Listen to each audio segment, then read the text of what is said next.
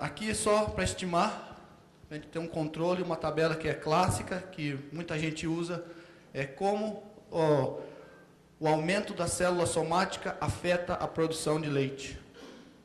No caso aqui está em libras, então eles classificam, tentam colocar um score linear. Então vacas que têm 25 mil recebem o score linear de 1 para a célula somática. E assim, quando vai de 2, 3, vai dobrando esse score linear, de 25 para 50, para 100, para 200. Então, eles dividiram vacas de primeira lactação e segunda lactação. À medida que a gente aumenta o score linear, à medida que a gente aumenta o teor de célula somática, nós temos toda aquela perda que nós temos. Então, o ideal que a gente vê que nós vamos começar a perder células somáticas é perder produção de leite, é quando a gente passa de 100 a 200 mil células somáticas por mililitro, quando nós vamos começar a ter a perda de produção severa nesses animais. O preço do leite é calculado, nos Estados Unidos, é calculado basicamente em cima de qualidade e de volume de leite, teor de gordura e preço de sólido sem gordura. Vacas que têm mastite, tem tudo isso alterado, então o leite, agora você diminui a entrada, mesmo que seja subclínica, você tem uma diminuição na qualidade do leite, esses produtores recebem menos por não estarem produzindo o que eles poderiam. Em cima disso, tem um bônus que eles recebem pela qualidade bacteriológica. O leite é comercializado a cada 100 libras, a cada 50 litros, tem o preço do leite nos Estados Unidos, e eles têm um bônus que pode chegar a 17 centavos para cada 100 libras de leite. Então, eu tentei traduzir para centavos por quilo. Então, gira mais ou menos em, não sei nem quanto que é, 0,04 centavos por quilo. Parece nada. A qualidade do leite é baseada na contagem de células, contagem bacteriana, célula somática, coliformes e o número, contagem bacteriana pós-pasteurização. Você tem que atingir uns níveis estipulados pelo laticínio para que você possa estar entre o bônus e poder chegar a 17 centavos. Mas o que significa isso? O que significa 0,04? Então, se a gente pensar na mesma fazenda, onde nós temos 2.000 vacas, a média produção diária de 37 quilos, nós vamos ter uma produção diária da fazenda de 74 mil litros. Se a gente tiver a produção mensal, 2 milhões de litros. Se agora a gente multiplica pelos 0,04 centavos, nós vamos ver que no mês, só de bônus, nós temos 8 mil, quase 9 mil dólares. E se você ver o bônus semestral, é só fazer a multiplicação. Então, uma fazenda, ela pode, se ela tiver uma boa qualidade de leite, ter um controle de mastite, eles podem ganhar extra, bônus, livre de tudo, mais de 100 mil dólares de bônus para controle e investir na fazenda. Então, muitos de nós já conhecemos uma frase, né? Melhor prevenir do que remediar. Então, quando a gente vê para mastite, é melhor a gente prevenir do que tratar, né? Então, como que nós vamos prevenir? Para que a gente possa prevenir qualquer coisa, nós temos que entender como é que funciona e poder trabalhar nos pontos a serem, que vão realmente causar um impacto. Então, para a gente entender um pouco de mastite, quando que a vaca é mais susceptível? Em que fase da lactação a vaca é mais sensível, mais susceptível a mastite, a ter infecções?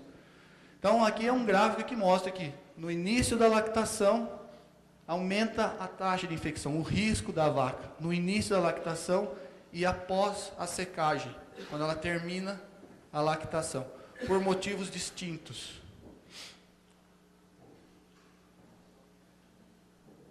Então, aqui, só para ilustrar, esse aqui é o dado de uma fazenda, onde a gente vê números, casos de mastite nesse eixo, e aqui embaixo, dias em lactação. Cada barra, cada coluna dessa, significa uma semana, mais ou menos. E o que a gente vê aqui, na primeira semana, na primeira, segunda semana, é quando a gente vai ver os maiores casos de mastite nas fazendas. Exatamente o que a literatura fala. Agora, quais são as causas? Por que nós temos aqui nessa fazenda inúmeros casos de mastite no início da lactação. As causas que nós vamos ver principalmente é a imunossupressão pós-parto.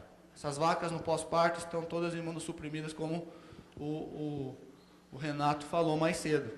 Tem todo o estresse metabólico, tem a queda de consumo, tem a mobilização de gordura e tem a elevada produção de leite. Mais leite, mais alimento para a bactéria crescer, mais chance de desenvolver uma mastite se uma bactéria entrar lá.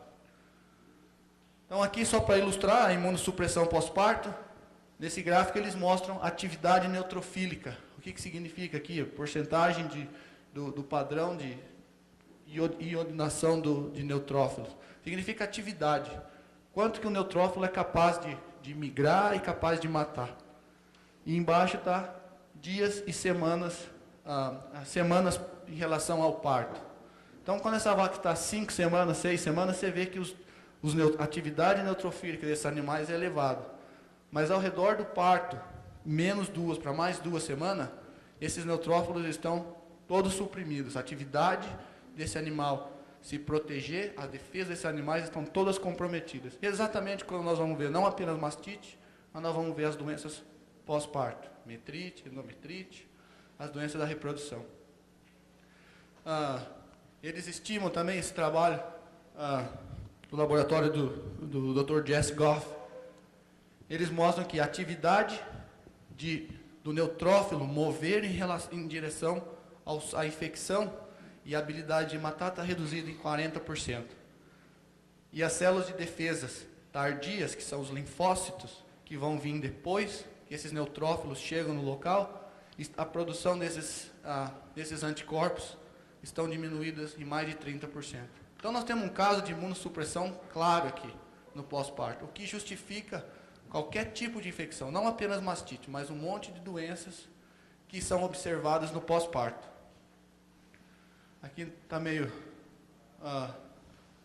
apagado, mas é só para mostrar o balanço energético negativo.